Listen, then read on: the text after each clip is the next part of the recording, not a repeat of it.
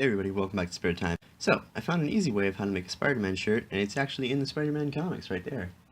Who'd have known? So assuming that you have the pants pattern already cut out, I'm going to show you now how to sew everything together, and you can kind of see from where the white line's right there, that's where I've sewn it down. That long straight line down the middle has to be sewn all the way, but the ones with the curves, as you can see right there, those have to be stopped right around the inseam, right around where the legs meet the torso. Don't sew all the way up there because they need to connect to the other half of the pants. Anyway, sew it together on the outside, halfway on the inside, and then we'll show you how to sew again the rest of the pieces. And I recommend you hand sew everything if you're going over the first time because a sewing machine is permanent. So just hand sew everything first, and then to make sure everything fits, and then go back again with the sewing machine.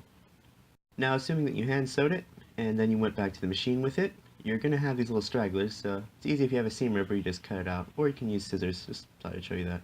Anyway, now we have both the legs sewn down like that, and we have half of the body part sewn together. I just wanted to show you what that looks like. There are these two flaps right there, those need to be sewn together. Just line them up, and make sure you sew everything while the pants are inside out. You don't want to have some of the seams showing on the outside and some of the seams showing on the inside. Make sure the pants are left inside and out. These little strips of fabric right here go around my foot, around to the cuff, and they basically keep the pants, well, in place. Now we're going to move on to the shirt, and this is the shirt pattern I showed you in the first video, right there. Sewing up the shirt is really easy. All you have to do is start with the two blue panels right there and make sure they're sewn together. The reason they were cut in the first place is for better fit, but if you didn't do that, then this step's unnecessary. It's sewn together. You're going to want to sew on the red shoulder piece, and the way to figure out how that is sewn is just to figure out how it went together in the first place, right there, kind of like a little puzzle, and then sew it together, making sure that all the seams are on the inside of the fabric, because that's annoying to fix.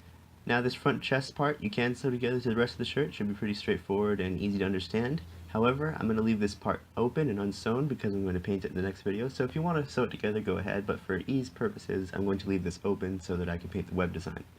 That's all the spare time I have to share with you guys. See you guys next time.